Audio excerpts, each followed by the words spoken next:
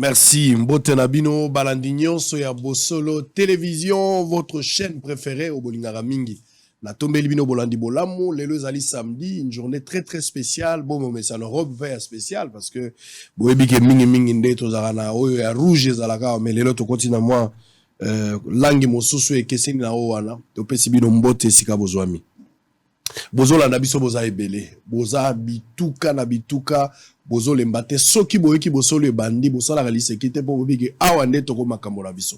Lelo ezali en direct, ce n'est pas la rediffusion parce que nous avons l'habitude chaque samedi, des fois totie la rabino ba rediffusion, mais lelo ndenge tozolo baboye, tozali en direct, nous sommes le 4 février 2023, TVza Radio T, bozola na biso na Mbanza Ngongo, bozala Songololo na Madimba na Kimpese na Kazangulu. Topesi bino mbote bato bazana kenge bozana lisala bozona na biso bozana mbujimai na bikoro na lomela bozana loja topesi bino mbote Lubumbashi Katanga mbote na bino Kinshasa na 24 communes ya capitale na tombeli bino bolandi bolam bozana prison centrale à Makala bozana ba guérite bozana ba fête na bandaku partout na téléphone place bozona na biso libanda mboka. Précieux, on va voir s'il y a possibilité de faire des directs, même sur YouTube, pour permettre à tout le monde de suivre en temps réel. Je pense que ça serait une bonne chose si il y a possibilité. Alors, tous allez en direct. Lobby, papa, mais nous avons reporté pour des raisons techniques et ça, la malélo. Alors, nous sommes en direct avec l'évêque Pascal Mukuna, les représentants légaux des églises de réveil à ACK. Il est avec nous. Alors, on va parler de tout, on va parler un peu de tout, on parlera de l'arrivée du pape, qui reste le sujet principal, mais laissons vous donner d'abord les informations du jour. Parce que pape, il est venu pour le compte des églises et puis pour le compte du peuple congolais. Donc, nous devons aussi interroger un autre serviteur de Dieu pour appeler sa point de vue par rapport à organisation, par rapport à faisabilité, par rapport à mission, par rapport à la politique, par rapport à Makamnyo Solbama Ginakati. L'évêque Pascal Mukuna Peazana Maloba, Loba. Information du jour. 0 décès, une personne hospitalisée pendant le séjour du pape François. Motomo quand même à Koufi. Motomo à Koufi. Les conseils de sécurité de l'ONU condamne la récente série d'attaques du M23, ses avancées au Nord Kivu. Retour au retour progressif des déplacés dans le milieu. Kinshasa, des revendeurs des objets à l'effigie du pape, affirment avoir fait des bénéfices. Lubumbashi, des malentendants exigeaient de la CENI un bureau d'enrôlement spécifiquement dédié à eux. Guerre à l'est du pays, Bruxelles veut aider à baisser la tension entre Kinshasa et Kigali. Et assez Félix Tshisekedi annoncé au sommet de Bujumbura. Ituri, plus de 406 000 $ mobilisés par la police en 2022. Fayoulou dit avoir accordé le pardon à ceux qui ont volé sa victoire et parle de son engagement pour des élections transparentes impartiales en 2023. Monnayage de l'enrôlement des électeurs, la société civile satisfaite de la mise en place par la CENI des numéros pour les dénonciations. Ça c'est bien. Allez, nous sommes en direct parce que tous les informations, ils appellent solo, nabisika mosusu bato bazo kende kozwa ba carte électeur. Bato baza la patience ya koumela te pona kozela aye retard mais alinga za la peu pressé. Alors généralement baka o ezalaki moi isolé la police quelques individus ne balobaka bato mabe baza raté babande ko benda likonda bazo moi 5 000 moi 3 000 pour permettre bango ba vivre. Allez, avec Pascal Mukuna. Bonjour, bienvenue, bon week-end tokutani solelo. Bonjour Papa Sango. Lobby ezalaki to loba mais tozaki trahi par la technique. Ouais. Kuraka ga SNEL. En tout cas. Même partout. Mais comment to makambo egosila ka mokolo nini? Makambo SNEL Mobutu akei Kabila ye Tshisekedi ye finalement likambo SNEL toujours résoudre ngo te même bino bozala ba église bozonyo ko bapona ngo soko ke bato bazala ba boulangerie ba industrie lelo activité Montako Kosala Oeo sur le plan énergétique a toujours satisfait il faut prévoir ba groupe ba panneau ba dépenses moko exagérées alors que SNEL a quoi ko garantir batu l'utili qui moko ya malamu. Pourquoi problème on est aussi la tête? Sango problème ya SNEL eza lokola ndenge to le baka toujours que bapesi motuka esebeba nyonso siko bandi kobundabunda crémeillère lobi eza bourrage lobi ezali oyo boye rotile katani c'est ça Congo démocratique esineli babomango kala nyonso ozomona ezali conséquence ya oyo basi babebisa ce n'est pas quand même na 2 ans nde nyonso ekosalama soki ozotala bie ezala misalo ezali kosalama mpona kopesa solution na makambo oyo. Pourquoi la Félix Tshisekedi bozolinga patience bato fo bapesa etat mais na Kabila bozalaki trop exigeant? Mais sango nayebi te Félix au fond patience wana asali mikolo boni na pouvoir parce que na place wana nga na kobandela wana na éclairer un peu bato. Ouais, allez-y. Parce que cette histoire bato bazolo bango trop. Oh Félix bozo pese nini pourquoi il y a quoi bon sambala moko te? Pourquoi bolingi ka patience bato fo bazela bato fo bazela? Sango na kobisa une chose. Il faut que leur Félix a du pouvoir. Président Félix a du pouvoir de mon côté. Parce que je me demande, Batbazo Senga, Kobongiso Yata Nini, puisque leur pouvoir est mis, Tokolo Bako, Parlement, et c'est là qui n'a mandekonabiso, ya FCC. La police, armée, sécurité, Sénat, n'a que tout yamboka. L'entreprise publique, n'a pas beaucoup n'a pas. Aux autres témoins, parce que les gars la télévision, mon télévision, mon salaire, tout ça. Au bout de comme il y a yémé, n'a bien yémé. Donc c'est que Félix a du pouvoir et il ne contrôlait rien. Même ce cas lui que Bassala Boypon n'a pas joué, Boypon n'a pas boy. 6 mois. Bah nommé bah papa Kingo, Nanino, 2 ans.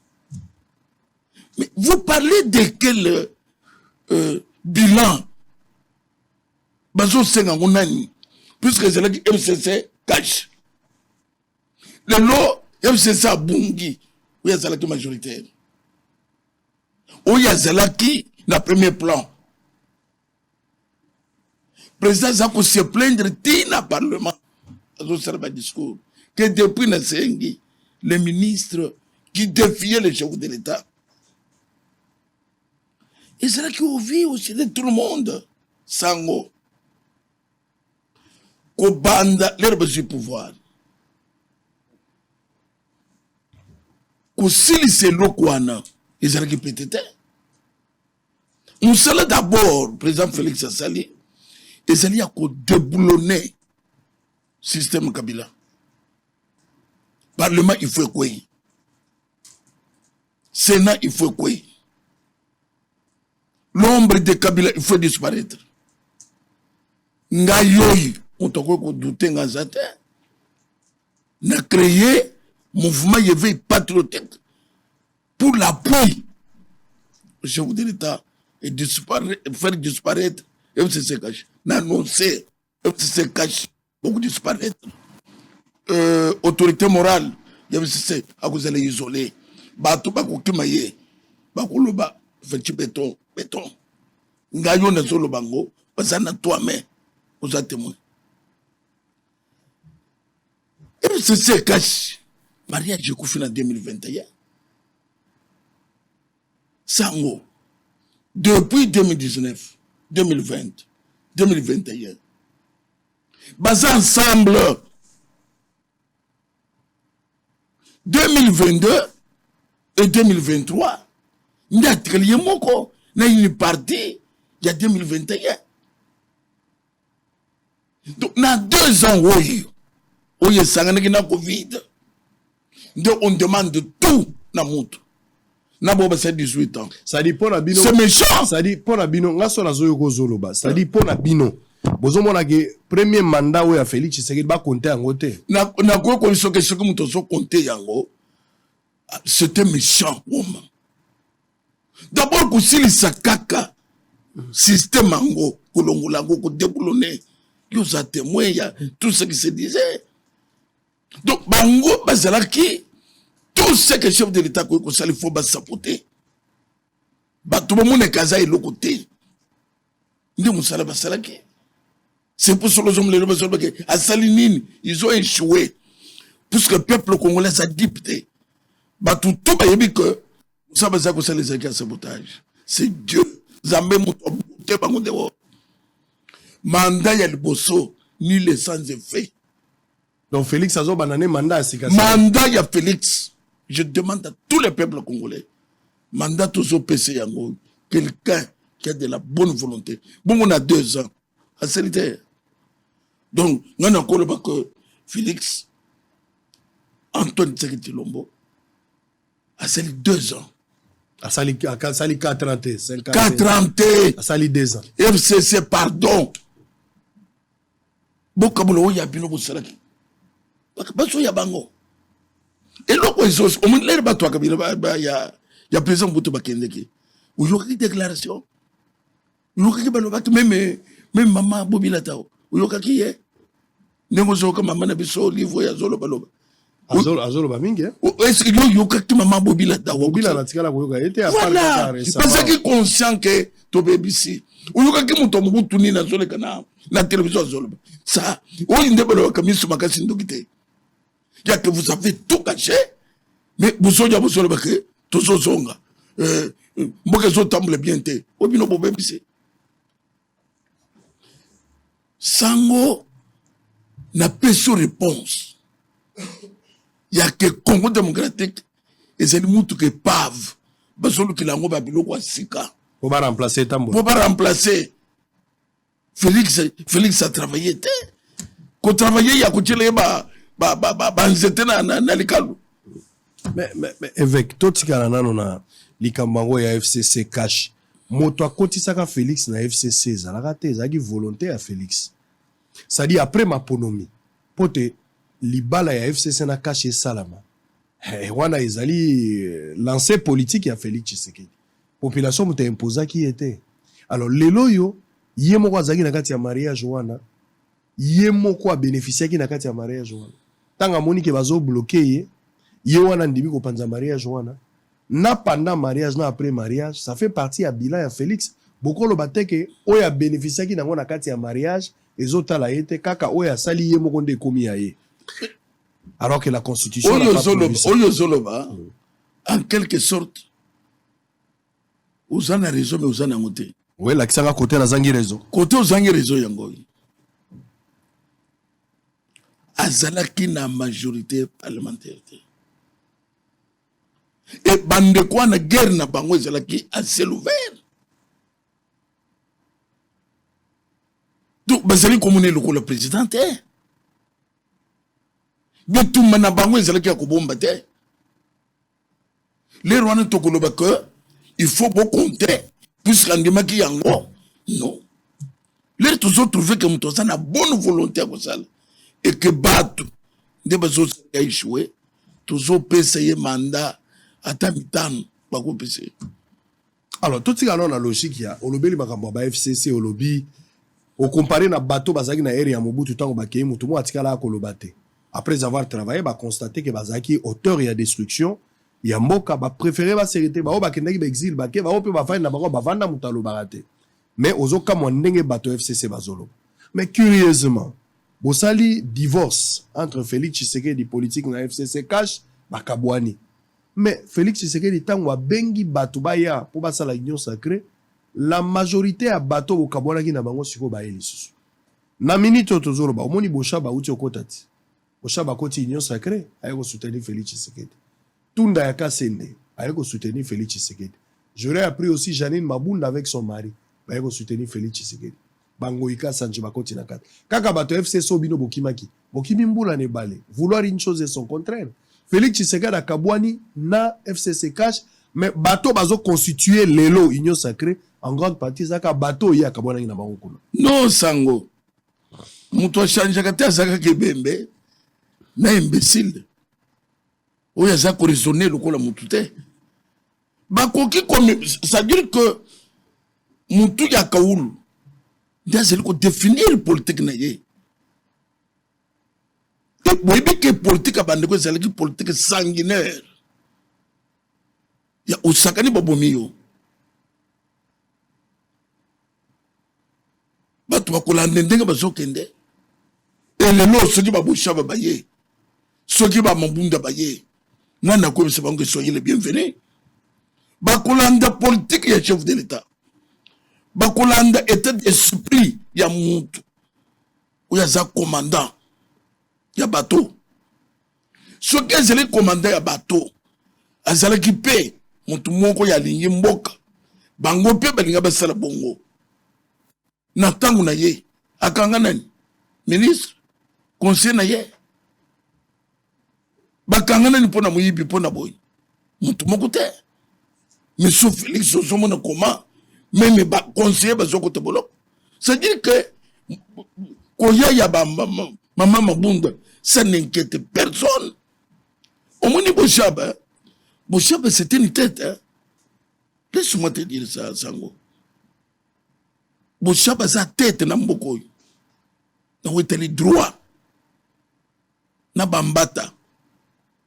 Ce qui va fonder la constitution. Bakusala musala kitoko. Et au commun, ezali kolanisa politique définie. Mais tout le temps, vous avez une balance, il y a des diamants, tout le temps. Vous êtes là comme des hommes d'affaires.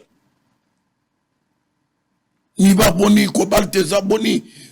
Tout ce que le mouvement n'a besoin de autour, il y a pas cobalt, il y a banine et tout ça. Makamba politique vous échappe. Ce que tu as que maman Bunda non. Ça dit problème, là, il y a problème, il y a Moutou, il y a Moutou. Donc, chef de file. Système. Du fait que les chefs de file, les affaires Tshisekedi, Batunyo sur Bagoy na Bango, Bagolanda Vision. Exactement. Contrairement à Ndenge Zalaki. Boloko Yamio, yo kan se que Sugi Mobutu, c'est Azalaki vivant, Tilelo. Batouako Bengaye, dictateur. Non. Et ça qui système, il y avait deux blocs. Donc, à mieux trouver que Basso Bengue dictateur. Ceux qui m'ont bouté, les démocrates. Très bien. Ah. Allez, tous allez en direct. On va prendre dossier arrivée des papes. Ne place tous le bap na mamoyango. Fongola Matoyi, t'as la place Bozolanda Biso Boza et Belé. Tous allez en direct. Nous sommes le samedi 4 février 2022. Bozolanda Biso Boza et Belé. Naïbsa Gibino na télévision désormais sur Bozo les Oleka. Observez TV non à force à la vérité bandobimsami lingandambo côté à l'écolo. TV koufité. Téléphone est koufité. Et là, on est koufé zate. Même ordinateur nous a bien. Mon ami linga mo zobima. Milinga ne zaba vérité, zaba mbodi ko betama. Et ko sala ke mon ami linga ndako. So mon ami linga te c'est-à-dire loko kotina nute. Mais faut mon ami linga atana kwa ya TV ko mona kaka eloko mo zo sa boloko ami linga. TV le koufité za malamu. Mais maloba bazolo ba ndezo misa milinga ndako. Boza ibele komelanga ozolanda biso wapi. Oza la France, na Belgique, na Allemagne, oza les États-Unis. Na bisaki bino uta mokolo ya lobi mikolo eza koya soki nzambe alingi la fin du mois probable na ozala Dallas na kozala na Washington na ozala pe na je pense na Boston c'est probable pe na ozala pe na Atlanta boza ebele bana ya Dallas bana sango zokeneka bandundu zokeneka mbandaka ozaki na bikoro zokeneka bunya sango zoya te na zakoya je pense que le 27 na kolongwa le 28 naza déjà na Dallas boza ebele Bozo la biso TV moko batebele TV za radio te pour des interviews mais processus électoral makambo italien enrôlement ezobanda je viens justement pour participer natala début enrôlement ndenge za ko bandela na mona yango na solana ba congolais na yoka déshydrata na bango pour que nous soyons en mesure ya koyebisa bato no sopa yebapé qu'est-ce que la population ya kwa wana baza ko kalisa ce n'est pas le luxe c'est un voyage le roi tokendaki Mbanzangungu le roi tokendaki Congo central le roi tokendaki zero on a besoin de retrouver un normal États-Unis Dallas c'est le 27 pour arriver le 28 bobo sala rendez-vous te Pape François Papa zalaki ya na mboka na biso le 31 papa yao botala na image ezaka rappel papa ye mokolo yango ntango akomi Congolais belé bazalaki. To moni na Soudan ndenge bayambi na Sud Soudan. Mais bayambi lokola pa na biso te. Pa na biso bato baleka ki ebele. Organisation zalaki makasi na moni Congolais surtout catholiques mobilisés. Un Congolais a pu organiser makambo l'état tchembongo mais j'ai vu un Congolais Jésus Noël Cheke était au four et au moulin pour la repère sa biso. Au moins dans l'Olendo un Congolais a organisé. Il fallait pas qu'il y ait un Libanais, un Chinois ou un autre citoyen du monde. Mais maintenant si Congolais pe Congolais sérieux bazali Jésus Noël Cheke na koyambaye Nicolas Zoya Bogomo na na télévision nazo lingala tambola na no mwa mukena tala qu'est-ce qui est resté après makambo yo et les gars qui n'ont les gars qui n'ont stade Bogomo la ba image peut-être ça sera lundi ou mardi TV za radio te bota la pape ndenga yaki bota la pape ndenge asolo la ki na batuna stade bota la pape ndenga zalaki na ndolo bozo moi reçu ya makambo wana nyonso ndenge les gars qui toza kozonga na avec Pascal Mukuna tozo kota sko deuxième partie TV za radio te après ça peut makansi c'est un serviteur de Dieu collègue na inde mutauti koya to solo naye bota la milinga et gobima après makambo à tout à l'heure. Il est 15h moins le quart de ce mardi 31 décembre lorsque l'avion Airbus A350-900 de la compagnie Ita Airways à son bord, sa sainteté le pape François, accompagné d'une forte délégation du Vatican, a atterri à l'aéroport international d'Njili. Au bas de la passerelle, le souverain pontife a été accueilli au nom du président de la République par le premier ministre Jean-Michel Sama Lukonde, qu'accompagnaient quelques officiels du pays, quelques autorités ecclésiastiques catholiques, des parlementaires et plusieurs autres personnalités. Le chef du gouvernement a ensuite conduit sa sainteté le pape au salon présidentiel de l'aéroport international d'Njili pour un petit moment d'échange avant de prendre la route pour le palais de la nation. À cet effet, quelques évêques présents à l'aéroport international d'Njili ont salué cette visite du Saint-Père en RDC qui porte le germe du réconfort face à l'atrocité commise à l'est du pays. C'est la grande joie, c'était une joie immense d'avoir le Saint-Père dans notre pays. Et nous sommes très heureux de l'accueillir. Mais être unis de cœur et d'esprit dans la prière pour les intentions pour lesquelles le Saint-Père vient nous voir, notamment la paix et la réconciliation. C'est du concret, il est là.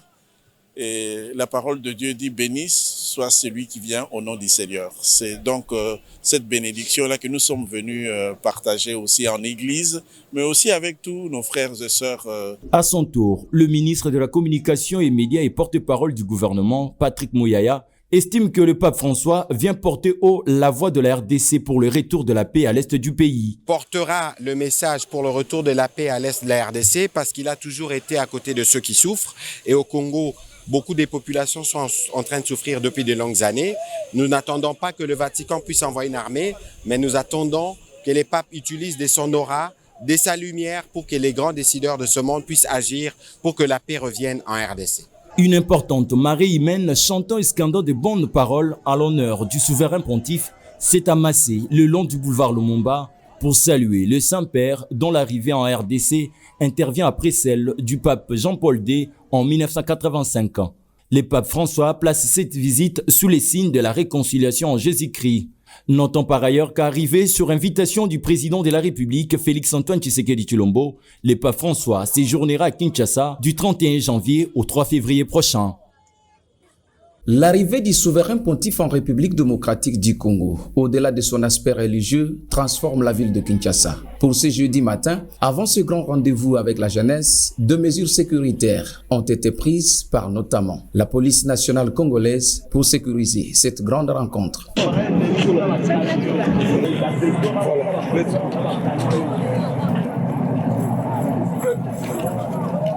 D'un bout à l'autre du stade de Martyrs, on y observe certains marchés pirates des circonstances avec certains articles étalés.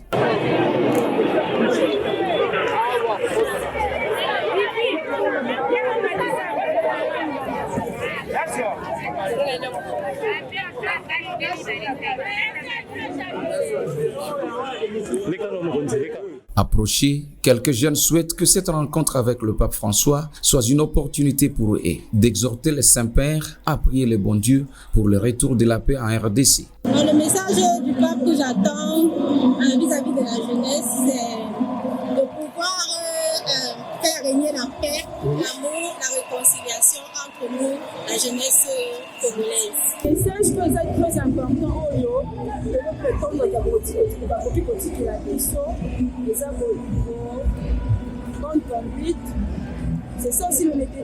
Les autres, par contre, souhaitent qu'au travers son lobbying, en tant que chef d'État, la jeunesse retrouve de l'emploi. Parce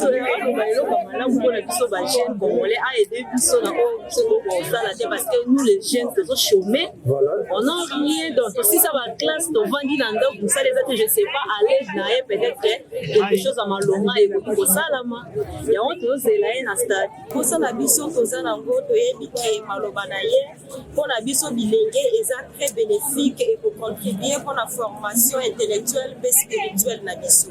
Dans la foulée, ces jeunes venus de différentes provinces de la RDC se penchent sur l'insécurité en République démocratique du Congo, devenue une monnaie courante. La messe papale a été dite ce mercredi 1er février 2023 à l'aéroport d'Ndolo par le pape François qui séjourne depuis ce mardi à Kinshasa, capitale de la République démocratique du Congo. Cette célébration eucharistique s'est déroulée en présence du couple présidentiel Tshisekedi, le président des deux chambres du Parlement congolais, du Premier ministre et son gouvernement, du cardinal Fridolin Ambongo, accompagné des évêques et prêtres et certaines personnalités politiques congolaises, entre autres Moïse Katumbi, Martin Fayulu, Jean-Pierre Bemba, pour ne citer que ceux-là, mais aussi des milliers de fidèles chrétiens qui sont venus de tous les coins et recoins du pays. Dans son homélie devant plus d'1 million de fidèles, en latin, interprété en français par un prêtre catholique sur le podium papal, érigé à l'aérodrome militaire de Ndolo, le Saint-Père a appelé les Congolais à la paix et au pardon. Les papes exhortent les Congolais à mettre l'intérêt de la communauté avant leur propre vanité, à s'occuper des pauvres qui de les effacer de notre conscience. Dans son mot de circonstance, le cardinal Fridolin Ambongo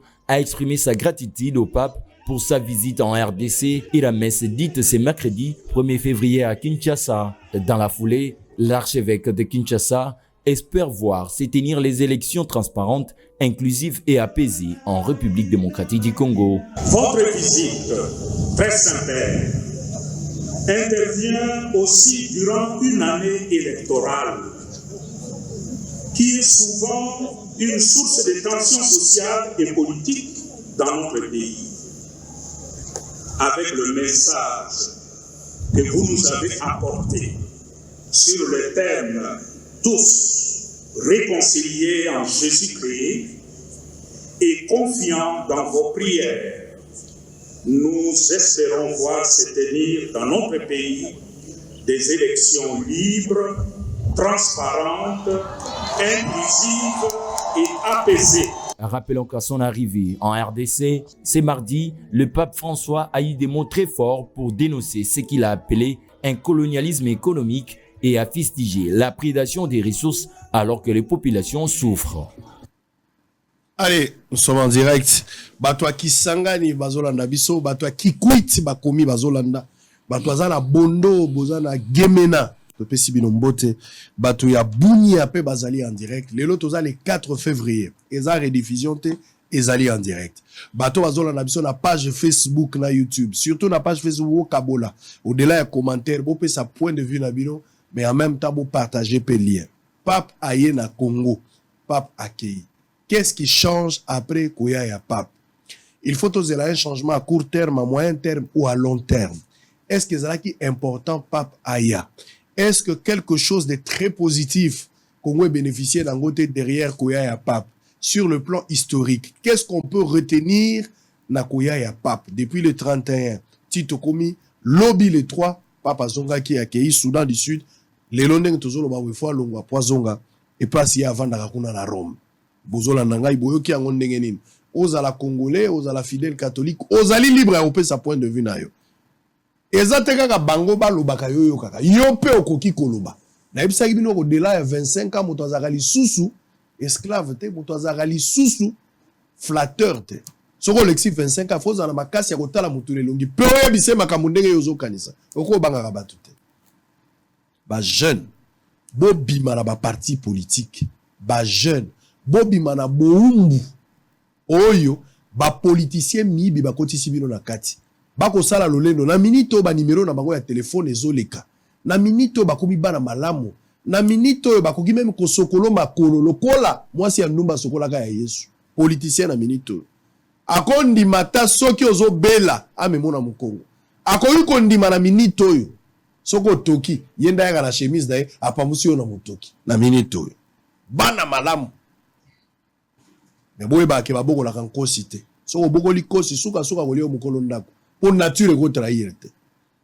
le corbeau n'a jamais été joli babenga ye bogard pour la fromage bakobenga bino babo messieurs babelle dame nyonso wana bayebi parce que baza na intérêt il n'y a pas d'action sans intérêt les politiciens congolais à qui faire confiance en 2023 après banalise nyonso na saleli bino après introspection nyonso bino moko bosali à qui faire confiance na 2023 bopesa motema na nani bopesa elikia na nani kaka na bato bozaka na bango batanga classe okoma ba député batanga classe okoma président de la république bango batanga ba classe okoma ka ministre obe bango mokolo nini oyo pe okozwa lolendo akolobake ngape na tanga ki na saleli mboka bato ko be français babalola maloba batonga mboka te mboka izo baluka ka boye bomengo nkita yo nzamba pesi biso mais tozo souffrir avec une richesse à côté ya lokwa moto akumisaka ke nazana biloko na ndako azana Thomson azana fufu me kolamba ya yebite nzale kokota na ndako wana bomengo nyonso nzamba pesi biso tozo transformer na eloko te kaka lusolo toza na pays riche pays a potentiellement riche en promesses na kati kuna beaucoup tobe masolo na masolo bato ba souffrir na pasi ozolanda bosolo depuis apoza na Brazzaville ozolanda biso na Pointe Noire ozala Kukabateke ozala Luntete ozala Dolizi bozolanda biso wapi nazozela ba Congolais belé ba en Afrique du Sud na Bujumbura na Malawi ozala na Uganda réagir nous sommes en direct à travers ce numéro alors avec Pascal Mukuna Pape Aye na Kisasa Pape Aye il fallait ya depuis juillet l'année passée aya quitté pour des raisons de santé moula pe se poussani ma personne à troisième âge finalement tout le Pape Aye na Kisasa dans un pays laïque bato ebele bino na église bolobaka ke destin ya mboka oyo eza destin nzambe mutabongisi eza pe na aspect moko très spirituel engagé na mona bino basali na nzambe bozala na bastade à une période kobondela pona mboka oyo tango babengi Papa Aye lingi kolobaka bino boéchoué nde bake na likolo na sommet ya moto nzamba koyoka facilement comment bo accueillir nouvelle ya papa pazo ya côté ya bino bolingo aya côté ya ba congolais bolingo alors que bino basel na nzambe bozali awa nde message esengela ki bino bote ya solo oya ya papa oyoki yango ndenge nini o participer na messe te na moni bandeko no mo ebele mais yo na kati ya messe na moni yote ni na stade ni na ndolo ba pesa ki yo invitation te to ba conviction na yo spirituel les autres permettre yo to participer na bilo quoi bon sango na koyebisa yo que église catholique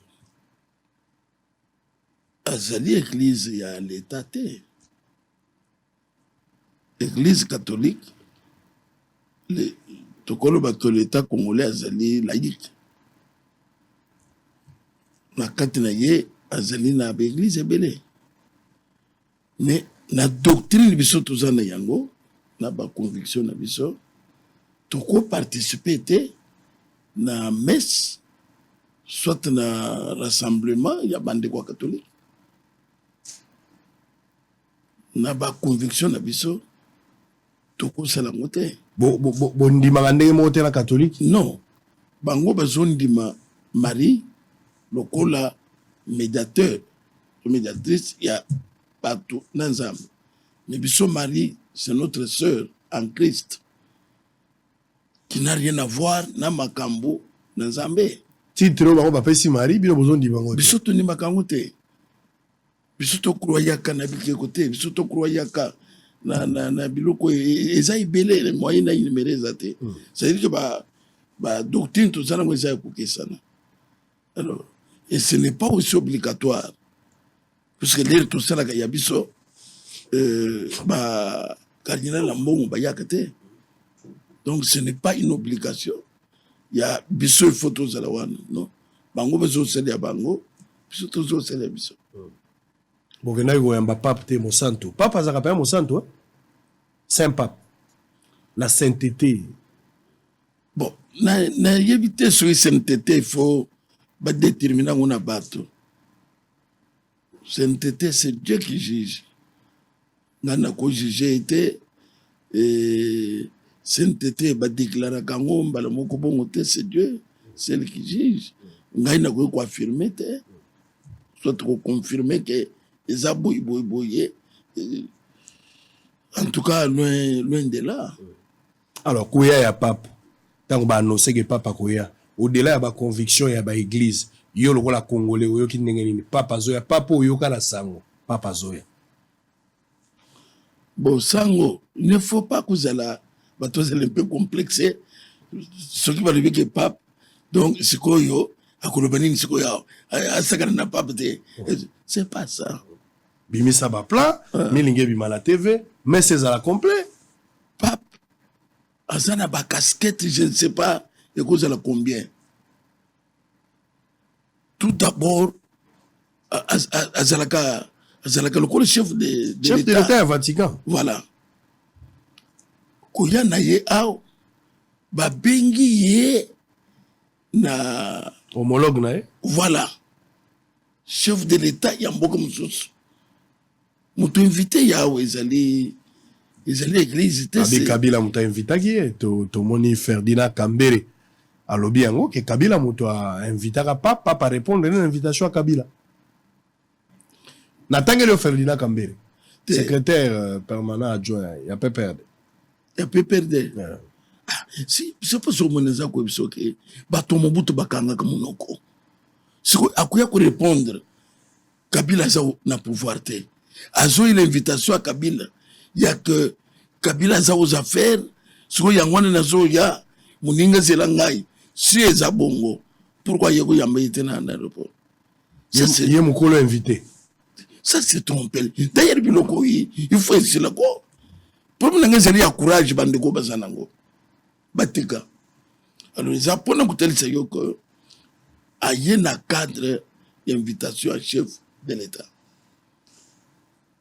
Na oui Italie ndengo zolo boye na ye.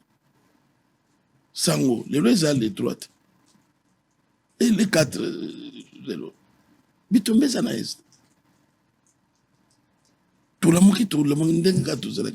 Qu'est-ce que vous changez? Avant et après pape c'est la même chose. C'est la même chose. Et le qu'on a changé. Ngai soka musangai na ba tout ba zolo bake papa ya après c'est mission misala tout ça. Oh, papa il faut intervenir élection le Kanawa. Qu'est-ce que papa avoir? Tongolobe na mambongo tout à l'heure ba déclaration. Ça c'est très grave. Tongolobe na collègue na mambongo. Wala bino ka ba. Changement ni nezali papa. Ndenge to la mukaki ndenge ba taxi bisina biso ndenge makapto zako bana ya courant. Donc boye na ye changer biso ni rien. Alors évêque Pascal Mukuna tout ce kala na boye ya papa lobeli makambo belé c'est vrai que prédication ezalaki le prédication te ndenge bino boteaka mais na style na ye papa lobi to yoki pe moi ba verser mi balemi ça tout bon ba o bazokwa na mais tout que sur l'aspect politique pour toi qui moi un message nae alobeli ki mombongo oyo za la caractériser et pai ya basali na nzambe na kolinga to kalika mwana parce que image yango ezali précieux moyo kazana on va suivre azalaki na ba prêtre awa na cathédrale azo so na bango aza côté ya ba prêtre lolenge sengeli bango bazalela prêtre akoza la moto alula kamituka te moto azolula ba poso ya nzoto te moto azobota bota moto alingi sentiment ya mokili mingi na yoki papa aza kolobela yango donc landa image wana mais en même temps pendant que papa aza koloba évidemment tokoyoka moto lokola mo cardinal ambongo oyo azwi maloba kaka na ndolo atali papa na miso pe abetie bambodi président de la république pas azalaki place wana alobeli makambo ba élection ezoyoka kobomba te président azotiela biso tozonga na tuna na le point de vue na yo parce que ambongo ezamba na liboso aloba te ambongo alobaki déjà na matanga ya mosengo presque la même chose ambongo yeyo ayepe koloba liboso ya pas presque na même lignée population azo souffrir na nzoto na ye pe na motema na ye pasi eza na mboka ambongo akokite lokwa mosali na nzambe abeti pape bambodi clair ale en image totala yango yoka pe pape ndenge alobi ambongo alobaki totalaki na reportage il y a possibilité président kozongisa place wana mais botala nano pape ndenge azoloba na bango on va prendre ces deux images tozozonga yoloba totala so milingi obi. Puisque lié à la mondanité spécialement dans un contexte de pauvreté et de souffrance, est celui de profiter du rôle que nous avons pour satisfaire nos besoins et notre confort. Il est triste de se replier sur soi-même en devenant de froids bureaucrates de l'esprit. Alors, au lieu de servir l'Évangile, nous nous soucions de gérer les finances et de mener à bien quelque affaire avantageuse pour nous. C'est un scandale quand cela arrive dans la vie d'un prêtre ou d'un religieux qui devrait au contraire être des modèles de sobriété et de liberté intérieure. Qu'il est beau en revanche de rester transparent dans les intentions et libéré des compromis de l'argent, en embrassant avec joie la pauvreté évangélique et en travaillant aux côtés des pauvres. Et qu'il est beau de rayonner en vivant le célibat comme signe de disponibilité complète au royaume des dieux. Que ces vices que nous voudrions éradiquer chez les autres et dans la société ne se trouvent jamais enracinés en nous. S'il vous plaît, faisons attention au confort mondial. Dans son mot des circonstances, le cardinal Fridolin Ambongo a exprimé sa gratitude au pape pour sa visite en RDC et la messe dite ce mercredi 1er février à Kinshasa. Dans la foulée, l'archevêque de Kinshasa espère voir se tenir les élections transparentes, inclusives et apaisées en République démocratique du Congo. Votre visite, très sincère, intervient aussi durant une année électorale qui est souvent une source de tensions sociales et politiques dans notre pays. Avec le message que vous nous avez apporté sur le thème « Tous réconciliés en Jésus-Christ et confiants dans vos prières », nous espérons voir se tenir dans notre pays des élections libres, transparentes, inclusives et apaisées. Rappelons qu'à son arrivée en RDC, ce mardi, le pape François a eu des mots très forts pour dénoncer ce qu'il a appelé un colonialisme économique et a fustigé la prédation des ressources alors que les populations souffrent. Merci beaucoup. Tous allez en direct, bonjour la Nabiso TV, Moko Batebele TV za radio T, ba message ezo ko tebele. Tous la Nabino depuis la ville de Bandundu. Merci beaucoup na batwa Bandundu nyoso bazo la Nabiso. On va prendre bonjour Sango. Nous vous suivons en direct depuis Mbanza Lemba dans la commune de Lemba. Merci pour les services que vous rendez à la nation. Alors on va prendre quelques messages pour te bato bazo la Nabiso et bon week-end. Je vous suis à partir de Otouélé. Malheureusement, votre invité n'a pas répondu à la question. Pour quelle question, je ne sais pas. Vraiment, Esengeli, Kolobela Makamouana, changement Nini et Kotina Congo après Koya Yapap. Très bien, monsieur Israël.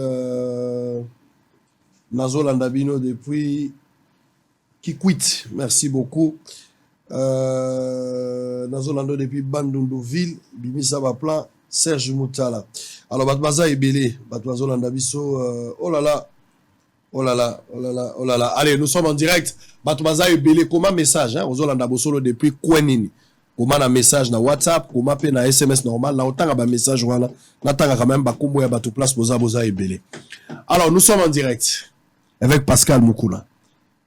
Oyoki, ndenge papa lobby mais avant papa ya koloba na suka d'abord mbongo nde ya lobby ezaki na ndolo mokola liboso map na papa zu mes bato batondi ebele namoni ba fayulu namoni ba katumbi ba olenga nkoi ba kamere bato ya ndenge na ndenge batondi na kati ezala ba TFCC mais ba o baza bandimi ya catholique ba ono so batondi olandi ya mbongo azo rappeler likambo ya élection transparente démocratique ezala na mbolo yo toboyi makelele makila ya bana mboka e ya kotangana makambo ya bozoba oyoki pe fayulu na sima bato mibale fayulu alobi alimbisi bato nyonso bayibaki victoire ya peuple na 2018 tango ayoki mate ya pape etouche motema na ye nga nayebi ke fayulu abondelaka na Tshisekedi Félix président epa ya Roland Dalo mais nayebi te kakota catholique po maloba ya pape etuti ye makasi koleka ya Roland Dalo olobi boni bon Sango nakoki koyebisa yo ke cardinal Ambongo soki aza moto ya nzambe soki aza moto ya nzambe ayokaka soni na moma songolo soni mpo nani eloko eza koanime ye ezali ce qu'on appelle haine viscérale. Webi likambo zoloba o kende ko fayol alobi alimbisi bato na oyo bayibaka victoire to kozonga wana. Mais catholique muto abandaki na yango vérité des îles. Dès le premier jour comme si azalaki kopusa ndeko ya ke loba bayibi yo bavwa vérité des îles tochaki bato na biso partout clair ezate c'est catholique qui a commencé. Pour quoi toujours fait, il ne faut pas oublier. Là, on a le bac que chaud le ferme ta bouche. Quand on est bandeli, Ambongo n'a jamais aimé le président Félix. Pe akolinga kayete. Pas ça le problème. Na kolobango. Sango, yoka place na bandeli na yo. Yami balé. Na koloba na ye omoni en ememe ye na kobosana makambo ya bien ya koloba. Il fallait dénoncer Est tuerie ko condamner Rwanda publiquement puisque mon conseiller na bango yaki ko essayer comment Rwanda aza kwa crescer mboka. Comment il faut résoudre ça là-bas? Mais, Bambouk Yaminene, ils ont dit quoi appuyer que du tout bon ici la terre, c'était l'occasion. Il y a Ayem Samoukouzi Bango clairement à l'Obiangote. À l'Obiangote. Tout pour y avoir des animé dans mauvaise foi. Ce côté l'organisation, il faut payer l'État yébake dans ce pays. Il n'y a pas que catholiques. Tous en ont protestants, tous en ont musulmans. Depuis quand l'État s'est libre moyen y a bouillé pour les musulmans, pour les protestants, pour les réveil, pour les kimanguistes. Toujours catholiques. Comme c'est catholique à Zalaki, église, il y a l'État. Zoba moyen oye etiami il y a organisation l'état bimise combien pour na koyamba mukonzi na bango catholique ba militaire balalité ba policier ba service de sécurité pas pour nous soit yakao si je ne me trompe pas ils ont 85 ba tu vas faire combien 38 ans après ba tu vas faire belé na on est sur ko zolo bake mutumoko tu éviter ce que mutumoko on pesa solo ils na place nini na occasion nini donc kokufa zéro c'est un message vous n'en coûtez ça mbongo que beaucoup de gens ont kilete sango a remercier ni chef de l'état ou ya yambeli bango chef na bango même gouvernement ya mboka ya disposition nyonso bazwi nazali kolanda ndeko Mouyaya ministre information chaque jour n'importe ce qui bazali kolanda libanda ba for nyonso bato basali ata place moko merci ndenge boyambeli nga chef na ngai oyo na délégation na ye rien même bawo bayaki na pape pour moi comment que azalaki na kanda ya lelo bokoyoka ngai bakoyoka yo na nini trop c'est trop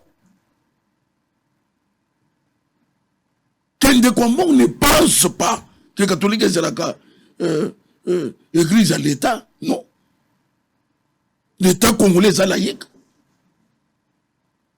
Donc, un naïe, et ça pour se manifester, il manque le contrôle. Mukolo wana sango. Où il y a que ça, il y a nécessaire à celle yangote. Azul misel comme ya. alobeli élection. Il y a élection. Le rôle à pasteur. Azui occasion à kolobela. Et ça, il a tika passe na mitema ya bato. Bato mosu atika na mauvais souvenir élection en 2018. Le roi Mosal Nanzambe. Azui maloba ya koloba yango. Sango, s'il vous plaît. Sango, s'il vous plaît. Au moins, dans beaucoup d'églises catholiques, batumba. Bakanga basango na lupango ya ministre yo azaki ya santé communiste nani Numbi badenité bango Numbi balarisi bango na nini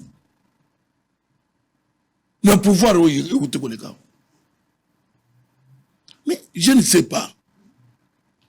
Problème ya ndeko cardinal sango, il faut peuple congolais yep. Et ça le comme il y a gratuité. Est-ce qu'il y a un bon problème personnel à Félix Tshisekedi? Exactement. Nini? Gratuité. Gratuité Saline. Gratuité. Bandeko bezala qui n'a pas école fictive.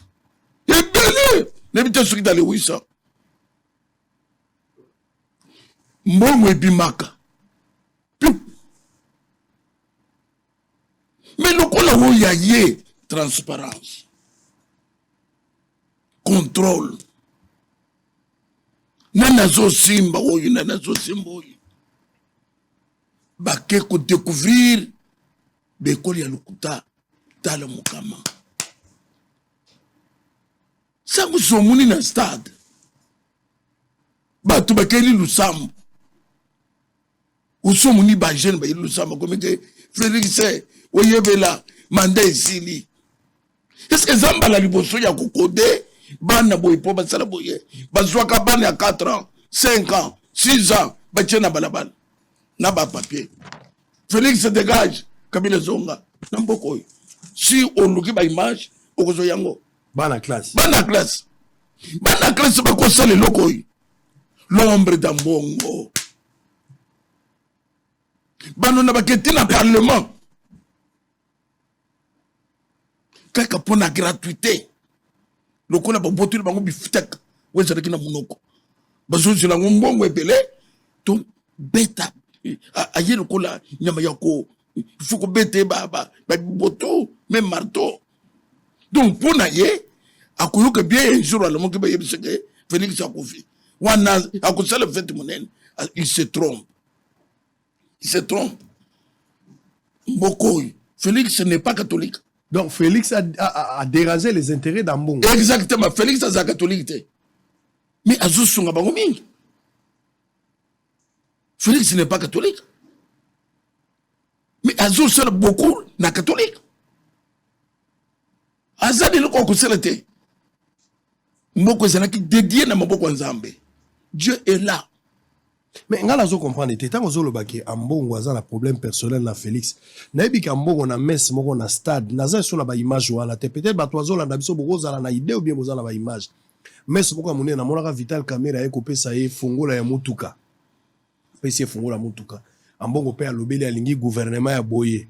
Po Félix Tshisekedi alobi asaleli mbala moko. Na monaka yango avant Jeep na ye oyo azo ya liboso Nehemi apesa ka ba image wana na zalango. Mais nazo monate problème na yoza personnel aza mosala na nzambe tanga azote ya batu nyonso azui occasion yo pe na église na yo il vous est arrivé quand même de prêcher au côté même politique du haut de la chair ozo condamner pe ozo loba makama malamu soka mbongo asali mabe mais oyo sala na église ozo te ya batu bona kati église ozo condamner makambo ya Kabila à un certain moment même olobela pe makambo ya Kabila babetela Kabila maboko na kati église na yo tanga mbongo azo lobo zo mona mabe pona na zolo baboye loba likambo ya solo na place où salami ya bien le condamné ya mabe na tabo salami ya mabe chacun est libre mais les roseli ko condamné na place où condamné était là ça devient un péché. Qu'est-ce que makambo solo va savoir na place où salami chacun puisque bon là mon salami tu n'as pas parlé de ça. mboka ekufi bato bazosouffrir kosouffrir ya bato ebandi na Félix nani asalaki bien Félix aye kobebisa nani asalaki bien Kabila asalaki bien sikoyo oyo aye kobebisa c'est ce qu'il veut dire abosani baeglise oyo bazali kotumba donc eza mpona kotelisa yo ke ndeko azali kodérape mingi ambongo donc à partir ozolobaka aréclamaki boyo papa alobi ke bozala mingimingi na banini te na posa ya nzoto te il a réclamé biloko ya mokili a réclamé Jeep tout haut si baimage ezali balakaki ngai te baimage ezali bapesi ngai te elingi koloba nini lokola yo ye pesa ngai bapesi ye meme bao balobaka bapesaki ye azwi mibale atondaka te bango bazalaka pression babakisela ngai ya mine babakisaka toujours ezalaka badroit mais c'est pour cela tozosenga na l'état congolais ayebaka catholique likambo ya kozala église d'état ici là bango mpe bazanaka ta confusion ici là susuka nani bazolobaka Marcelo oyebela stade etondi wana bakristo mais bato bazoloba ya réveil wana bayaka mutu ye moko soninka foot aye na armée de l'éternel tika baeglise nyonso réveil atondisi stade koleka wana plus de 7 fois koleka wana évêque oyo azoloba oyo aye ye moko naseka atondisi 2 jours mobimbela ndani mais Marcelo yebela Marcelo ne soka me bato na stade akosala ndenge balobi wana mais bango baye national baoya mateli baye ya bandundu baye yebela to eza mpona kotelisa yo ke weza bacode eza yango te mpona kokoma na mutuna na yo wana bien bakodaki bana mike toujours na haine mais pour bango ezalaki ya ke ya mbongo gratuité esimba te mais Dieu merci ezalaka na baministre oyo mpe azosala par amour de grâce que Félix atiaki Tony Mwaba teti nakolo bakende kwa na bundi mpona kofandisa gratuité naza na baimage akei na ekole moko batie bana bazofinga ministre bana mike ministre lokola papa na bango nini bamonte te milu tozolobao c'est pour cela mokonzi ya mboka il faut travailler na bato balingi ye Tony Mwaba tamboli partout mais c'est le chef de l'état zotinda ye gratuité efandi lokola gratuité efandi ndeko na ngai ata bato bazolanda biso gratuité biso topemi mwa moke papo ya koya mwana nga minervale bosun na momao toza à moitié essoufflé puisque bano baza kofuta ba minerval bafuta kristo te mabe ya président ezani donc à partir ya wana donc kanda nyonso mboko akangela Félix ezaka po abotola biftex eloyo papa combien des écoles mbongo boni baselo na chiffre bapesa yo kanda akuninga ti ame na poye bakisa kanda muto invité pape ezali président mais ozomona te mwasi ancien président ayambi avant papa ya aza koyebisa koma papa koya donc vous voyez comment bandeko bazali koraisonner ozomona na bango ambongo aza manipulé ou azo travailler pour un groupe d'individus ou bien il est instrumentalisé ou bien c'est vraiment de l'inspiration divine moto azo te ala motema na ye mobimba lokola mosali la nzambe po yesu pa kotaki na tempelo akamataki fimbo abetaki pe bato abimisi bango toke na bongo tusango inspiration divine yesu abetaki bato ya nini mabe Félix asel abomi bato Félix abebisi mboka sur quel plan na utoko démontrer yo que Félix n'est pas bandi Moussaloi. Azalaki ensemble na bango. Et bango bazalaki aux affaires. Et c'est qui le coup la Kabila était président de la République. Puisque tout était entre ses mains. Papa, il y a un film il y a 2 ans. Bon, c'est 18 ans, bête film. Si tu connais le mouton, à Tiemboko, il y a genou. Et ça, Joseph Kabila. Mouton Tiemboko, il y a genou. Sur tous les plans. Si on joue, il y a mouton, il y a 2 ans. Mando, au début, il y a que ça mandat, il y a que Félix Saoudé. Félix mandat non bandité. Non bandité. Je le dis tout haut, non bandité. Premier mandat ne yango ya kozwa. C'est loyo. Yamoko. Papa, o yepi azoloba, mambunda kuna azoloba boy. Alobi, tamu mwambe kuna azoloba boy. Oui, dans ce pays. Bato ba ko accompagner yo. O bazana lwa na maboko. Bazata ko na yote. O kuna azoba ke na bengi ye mei akomona. Donc tu me parles de quoi, Sango? Allez, ce qui c'est quoi?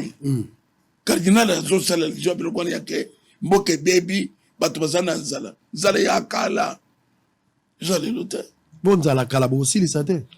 Bozaka appelle un projet, Bozo continue Zala. Sango Nzala Yagina Kabila, c'est-à-dire qu'il faut beaucoup de Sango n'a évité, n'a 2 ans, Mobutu 32 ans, Kabila 18 ans, Kabila le père 4 ans. Bangoumi Bali 22 ans. Namonto 2 ans. Vous voulez les juger? Nabilo Konyos. Balobé la Félixité. Non. Ils ont mauvaise foi. Très bien. Il y a 2 ans. Allez. Bon, ils vont juger sur ma caméra. C'est méchant. Allez, nous sommes en direct. Milinge Bandi la TV. C'est méchant. Milinge Bandi. Milinge Bandi. Bolimbi Sangai TV Kozikate, mais Milinga et Bandi Nandaku. Pascal Mukuna avec dit. Tshisekedi dans la premier mandat. Batangela ou outi ko salate, ce qui en 2023 eu élection, c'est que premier mandat est bandi. Donc deuxième mandat est en 2028.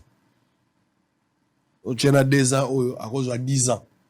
Donc batanyo so Tshisekedi dans saline bandelia, ils ont un match d'entraînement, match bandi na noté. À en croire makambo ya lobi. Otana na mbongo. Ezaki ka ba nostalgie, nazongi selbino ka mo ba nostalgie. Cardinal Yemo Zoloba. Allez. Et il veut réparer ce qui a été. Toute ma reconnaissance et toute ma gratitude au nom de la sous-diocèse de Kinshasa. Et je le dirais entre parenthèses, il y a encore une deuxième voiture, hein. Vous vous souvenez? Il faudra encore que je réclame ça parce que on m'avait aussi promis ces véhicules-là. Il faudrait qu'on les... En tout cas, toute ma gratitude. Ah ben, c'était au stade de Tata Raphaël, hein, lorsque j'ai reçu le pallium, et c'était en public. J'attends jusqu'à maintenant, le premier véhicule est arrivé, la première voiture est arrivée, il faudra aussi que la deuxième arrive. Allez, nous sommes en direct, Bozo Nabiso, Baza et Belé, Bato Baouti Pepoto, Baza et Belé Baragissa, ça, bon retour à Papi Mandeke. Depuis Kinshasa, mais bon retour au pays parce que vous allez en Espagne, vous allez en Belgique, vous allez en Allemagne, vous allez en Paris. Bon retour également à Précieux Mouyoko qui nous vient fraîchement également de l'Espagne, de Paris, de la Belgique. Précieux Mouyoko et à Kinshasa. Bon retour également à Joël Nzampungu, à Sey Royal, vous avez Belé, Germande, Bao Bozon Kisasa, Barachel Kisita, la Pessivino. Bon retour, Namboka, Ndenge Bozongi et Panabino. Alors, on va prendre un message à Batou. Parce que tout ce qu'on a pardon à Fayoulou, au moni Fayoulou, à Salagi Vérité, désir n'étant moulaï. Mais après, côté à Pape, Babi, il a envoyé sa parole et sa parole a guéri. Il y a la Fayoulou à Talibo. Et pour Bible et Lobby, ne rendez à personne le mal pour le mal. Recherchez à faire ce qui est bien devant tous les hommes. Frère Fayoulou à Tali. Azaye Mokote, même Marie-Ange Mouchebe, quoi. Azaye Basser, Bayoke évangile est tout petit bango. Maté à pape et tout batubéré, tout Fayoulou et tout peu Mouchebe. Bonjour Sango Tozo Landayo, na Angola Luanda, Bishop Josué Kaila, depuis Canal+. Merci 349. Bishop Josué Kaila, depuis Luanda, Angola. Matwaza Ebele, hein. Matwaza Landa Biso, merci. Nathan Gabino, moi un message à Mouké. Bon, bah, là, Facebook. Précieux, sur Facebook, Bazali. Tu es là, on peut un message dans mon collé au salon. Nous sommes le week-end, moi, fair play. Merci Bosolo pour le service d'ailleurs. Sango Yebisa. Ezalaki kaka na ba catholique, mais la jeunesse yamboka nyonso. Non, les papes devraient s'adresser à la jeunesse catholique. Si vous avez l'information, laisse-moi te donner. Mais depuis Kwilu, comme on a eu Lulaba Kalama. Allez, tout ça en direct. Oh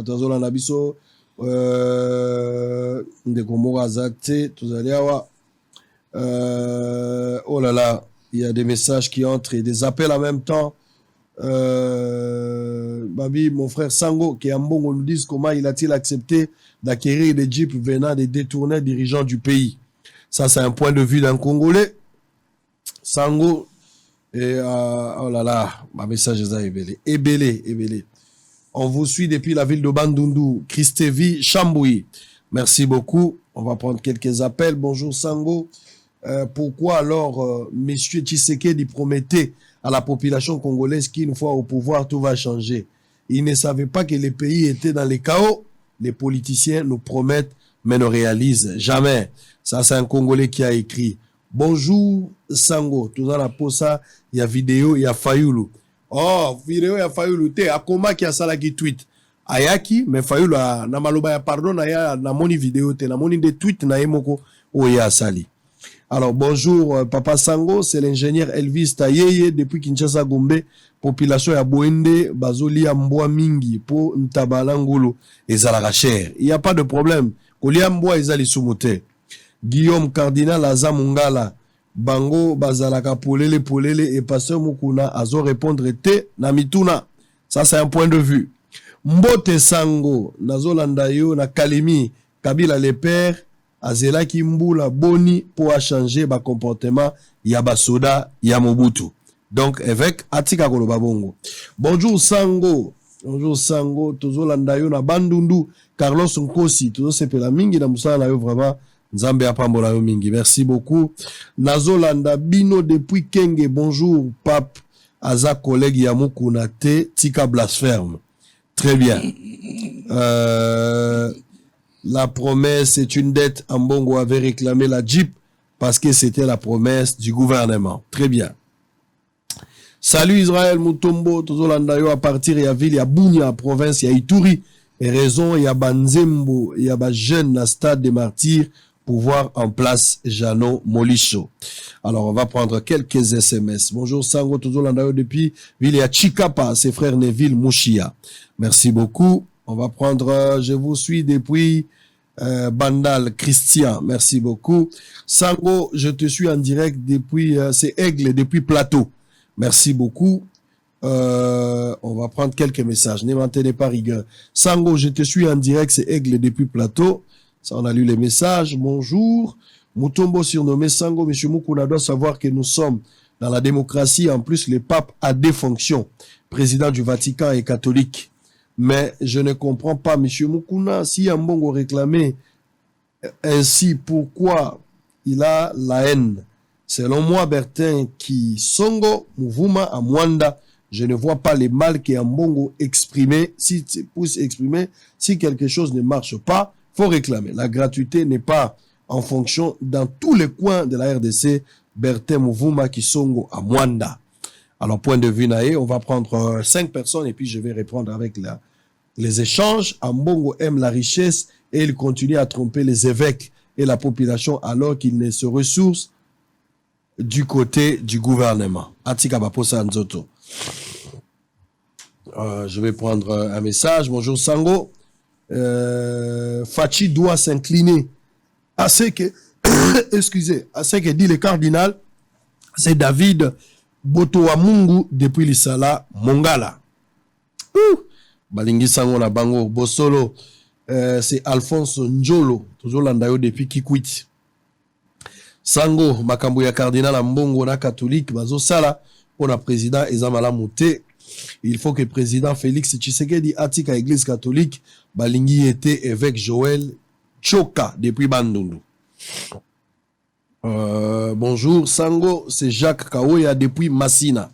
Merci beaucoup. On va prendre Papa Sango. Je suis Stefano Awa Nalikati Tozali Naposa na vidéo na Fayulu. Vidéo ezalité, je vous ai dit que c'était un tweet. Alors 2 personnes, on va lire. Sango Papa, toujours l'endroit depuis Bandal Cardinal Azali Engra, c'est bonheur. C'est un point de vue. Sango Mokuna répond aux questions locaux à pasteur ou bien allié à chef de l'État depuis Bagata, Kwiludeo, Kalama. Allez, on va prendre Sango depuis Mongafula. Est-ce que va travailler à l'université à Mbandaka et si est bandi pour président de Alobaki? Alors, Bandeko Bazokoma. Ah, Tolobaki 2023, Toko Kote la Moutoune, Toko Tanga Gande Bino Bozokoma. Ngana Kote la Moutoune. Milingue la TV libre. Sango, je vous suis depuis Kinshasa, soutien total au pasteur Mukuna. Ambongo est un politicien assoiffé du pouvoir. Sango, c'est exaucé loko. Tuna monsieur Mukuna, ce qui a lingi nini na cardinal. Salut Sango, c'est exaucé. Ah, là va point de vue, hein. Sango Mukuna azomi benga évêque. Nani a commis ça évêque? Atika biso ndeko Stéphane depuis Nsele. Ndeko Sango cardinal aza tellement ingrat, merci et courage à Fachi. Bonjour DG, moi c'est JM Chibola depuis Kananga, félicitations pour l'initiative. On va lire, c'est le week-end, hein? Fair play à week-end, on va lire. Pressionnement télé par Rigueur, Nazolandayo en direct, pourquoi évêque Mukuna, Azolo Baboué, Musée Azalaki, population quinoise et le choix dans moins de 2 ans, pourquoi 2 poids 2 mesures? Allez, on va, bonjour Bosolo, c'est Enoch Madieya, depuis Yolo Nord. Nous avons besoin de personnes qui portent des analyses pertinentes. Monsieur Mukuna, Azo Ebisabiso Makamboyo, alors que Yemo Kazalaki na Kabila. Allez, Émérance Mabanza depuis Kinsuka Pompage. Merci pour ton message. On va prendre Sango, le cardinal est animé par la haine. C'est l'ingratitude. Merci Tony Mwaba pour ce travail remarquable qui a permis de dénicher les buts de la haine contre Fachi. Merci encore une fois Tony Mwaba. Ça c'est un téléspectateur. Bonjour Sango, cardinal Atika, paroisse Saint-Dominique, 13e rue, Ezayaba dominicain. Voilà, Totanga Soukakasi. Les NU ne sont pas payés, les NU jusqu'à Fachi. Jusqu'à présent, Fachi n'a dit, le peuple est d'abord, où est la place de ce peuple? Alors, vous allez en direct, comme la biso, vous allez belé, comment message, vous allez en Mbokanine, vous allez Iziro, vous allez en Bandaka, vous allez en Mbujima, vous allez en Ngandajika, vous allez dit tout. Vous allez en biso, na Bujumbura, na Malawi, na Afrique du Sud, na Londres, na Paris, vous allez en Orléans, vous allez en Mulhouse, vous allez en, comment on appelle encore cette ville, vous allez à Zurich, mais na Yverdon, vous allez en biso côté à Genève, Lausanne, aux à Wendelsville, aux à Nabiso, je pense à Maurice Eombo et puis Marthe Diakes Sebazeimo. Alors avec Pascal Mokona, le pardon, au qui les messages sont libres, si on a réagir, on peut réagir, mais le pardon de Fayoulou. Finalement, les frères Fayoulou ont accepté de pardonner son frère et de pardonner tout le monde.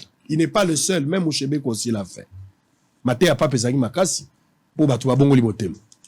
Bon, ça on a évité. Pardon, c'est anormal. Ce que j'ai dit que ndeko aselio mabe et que mutema na yo et nyongaki okoyi ko accorder pardon. Mais pardon dans le sens il y a ndenge ndeko zoloba, je ne sais pas. Fayoulou c'est notre frère. Il y a Bayibi. Jusqu'à présent, on n'a pas démontré comment Félix Ayibi va voir. Sans qu'on ait vu ça qu'il y a la fois passée, qu'il y a président de la République, Namboko ya Congo, Kassavou va voter qui était. Mobutu va voter qui était. Kabila le père va voter qui était. Joseph Kabila, pour y a président, va voter qui était. Babenga qui est président. Mobutu va venir président. Kabila le père va venir président. Kassou va venir président. Si les lots, je ne sais pas par quelle voie, Zamba, celle que le président Félix Aza le président, c'est un président de la République. Le Congo démocratique. La tradition que dans le Congo, les gens, le président Moko va voter. Ce qui a dit, mon toit contre le Guéringaï. Kabila ou le président Kabila est zone. N'a pas voté. Donc, mon ya ko floué bisoté dans le Kamouya, voter, et pas voter, et pas voter, non? Zamba a utiliser n'importe quelle voie. Pour comme ce monte mon conseil. Jusqu'à présent, ce qui court, alors que non, n'a moment court à valider. C'est ni, et que c'est elle qui a gagné. Pour Nabiso, ça mon Nabiso. Les lois ne t'ont dit que va voter monte. Donc, dans les lois de pardon, le bon moins n'a pas comme personnel. Mais na ouana, en tout cas, na zo 50 déco. Donc, tina ya pardon, ils étaient ce que c'est qui m'a comme ok. Mais bah tout bah l'image qu'il faut, hein, catholique toujours. Vérité des îles, les bandits na bango, instigateurs. Donc, les Japonais ont écouté c'est que rôle catholique a celui qu'on jouait, et ça rôle mon quoi bien été. Et ça depuis toujours. On est aux hommes là catholique, nous doisons payer sa moto. Catholique, à ça qu'on jouait j'ai ma bé makasi.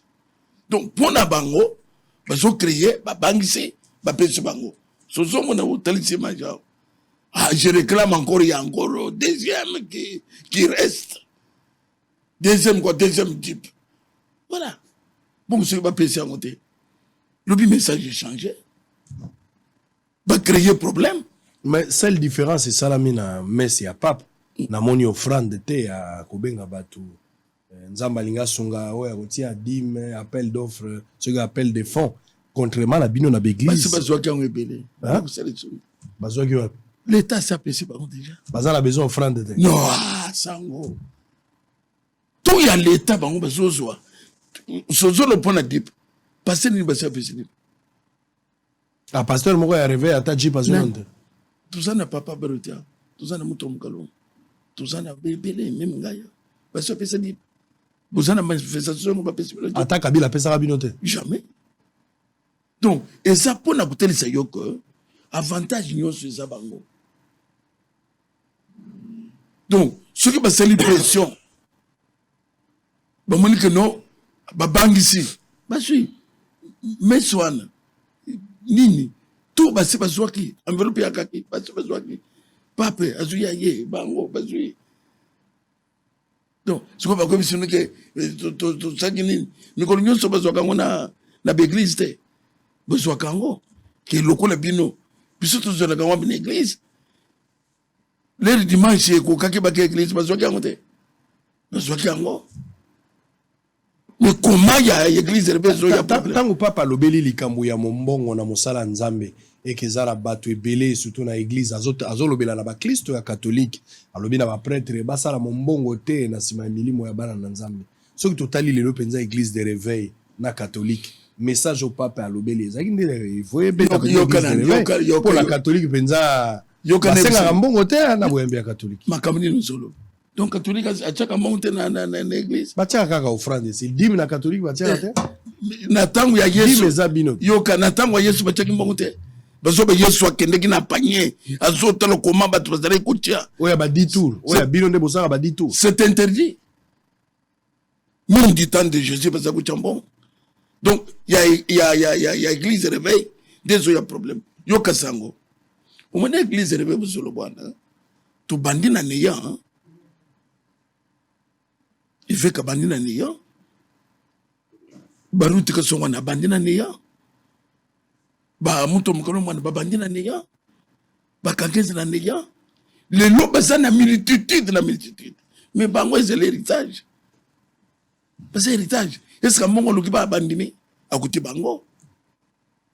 Sur le baluki bandimi bakuti bango. Ma isa ofere. Mitwa na besoin ofere.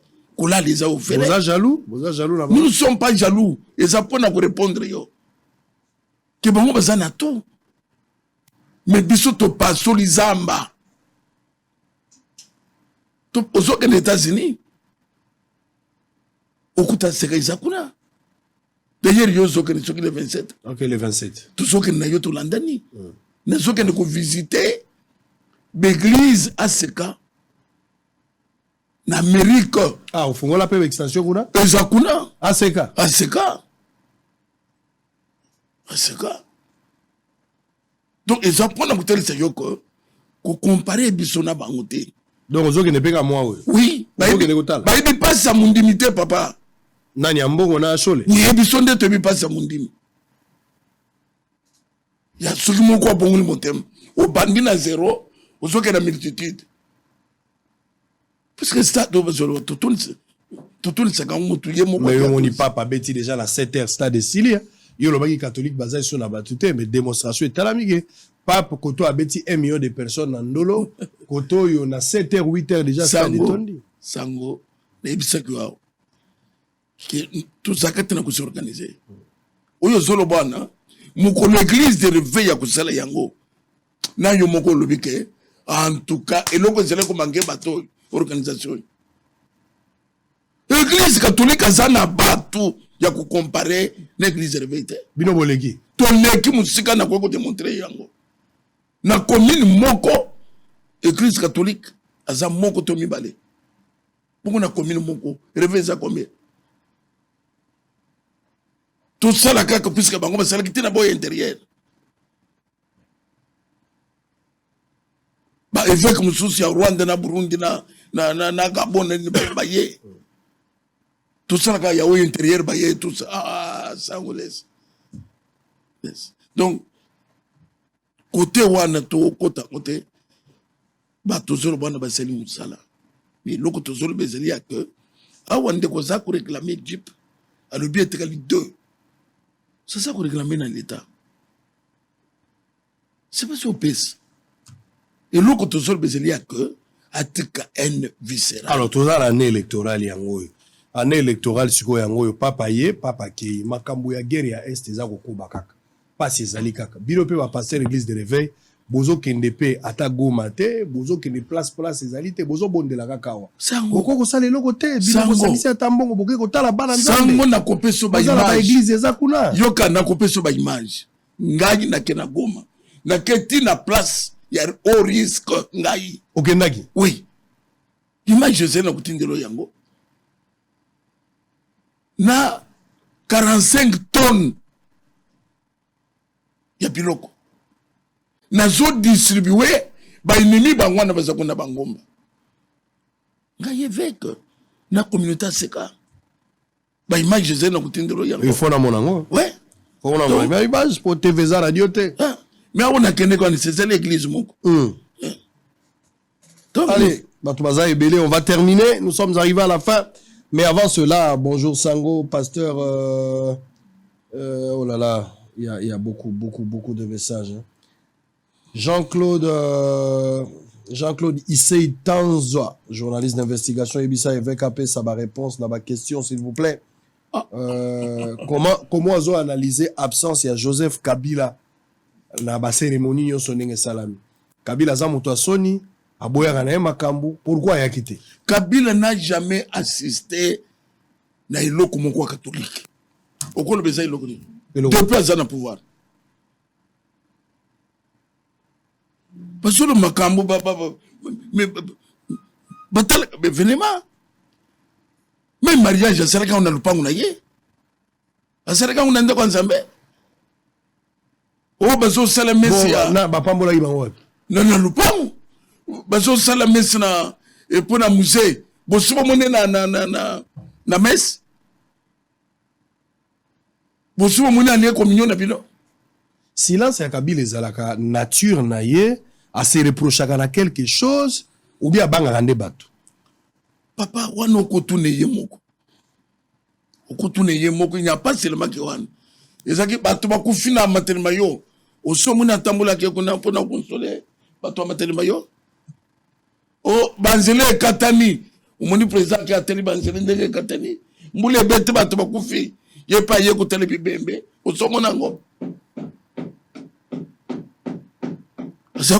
Parfois il prend le temps avec les balances de diamants et de ceci. Il y a d'autres thèmes comme il y a cobalt na baor. Il y a côté. Allez, donc si vous Alors, Fachi Yebela, Manda ici, les bazo yembango na stade.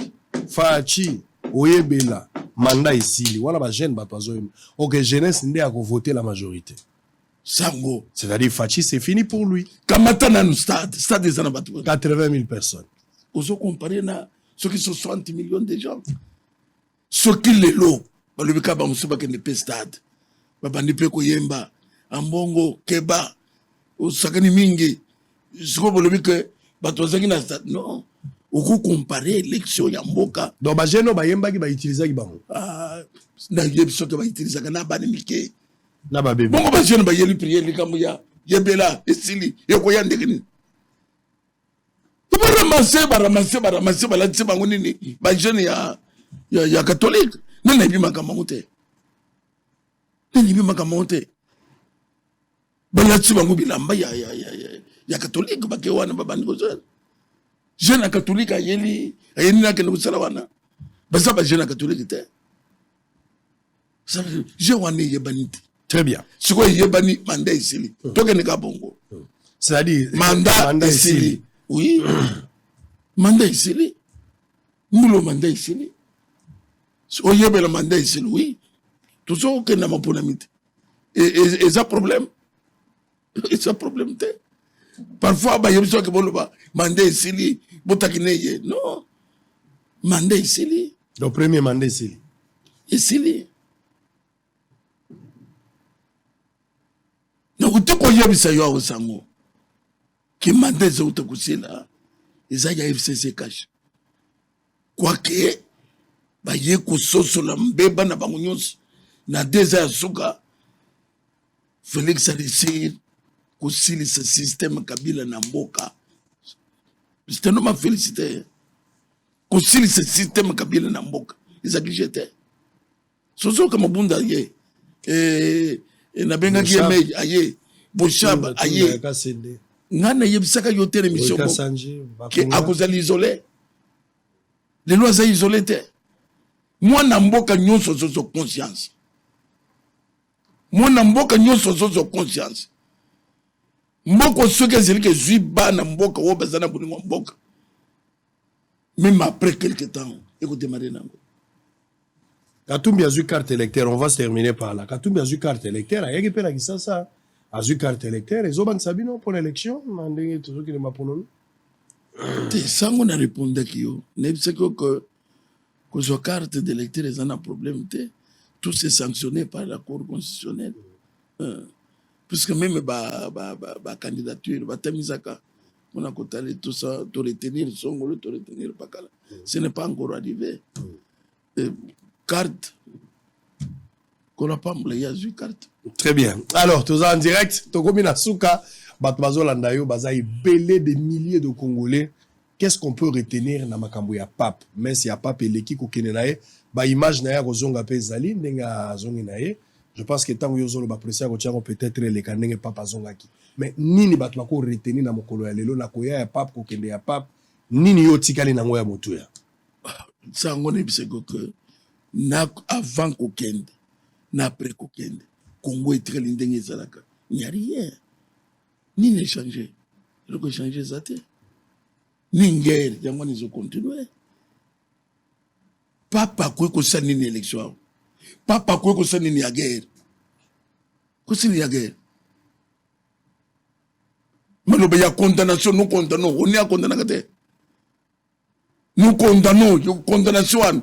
Ba pays où ils sont impliqués dans makambo basala kangote. Ça change quoi? Pas passer le côté. Koya na yé changer le côté. Si ce n'est parfois n'enge l'état na l'état ba monike papa yakala. Papa yakala to sala quand même que papa ya. Mais sinon, pour un changement, il augmente. 38 ans après. Alors, c'est fini pour ce matin, pour ce samedi 4 février 2022. Je vais vous laisser avec cette image. Il y a départ, il y a Pape. La monipe Fifi Masuka, gouverneur, il y a Luala, il y a qui est, moi, personnellement, la Kinshasa. fervente catholique ayaki po akula mesa yoka et puis azui opportunité monene privilège monene apesi pe pape mbote na moni bapamboli bango baza ba catholique bazo croire bongo totikeli bango yango. C'est par ces images que nous allons mettre terme na émission alelo. Merci évêque na ndenge répondre na biso na ngai to sala moi résumé kala to sali résumé to sala résumé kala blanc plus blanc que neige, blanc plus blanc que neige, lave dans le sang de l'agneau, je serai plus blanc que la neige. Avec Pascal Mukuna, vrai ou faux, Utiko Ibsangawa, bato Mobutu bakangaka minoko, okamoka ndenge bato a PPRD-FCC balobaka. Vrai ou faux? Tonazo kamo tile lo basolo boliye baseter bango bato bebisimboka. Vrai ou faux Ibsinga okokaki kozala te bino bato ya réveil na koya ya pape na kokende na ye po bozo croire ndenge moko te na maloba nzambe bino bozo croire lobiko na nzela Yesu Masia et que Marie aza sœur na bino église mais bango bakoya que Marie anda aza intercesseur na bango epa nzambe. Ouais. Vrai ou faux utiko ebisanga awa yo moko kaka olobi na ngai ke ambongo aza na haine epa ya président de la République po babotola e beefsteak ya makambo ya gratuité ya enseignement. Ouais.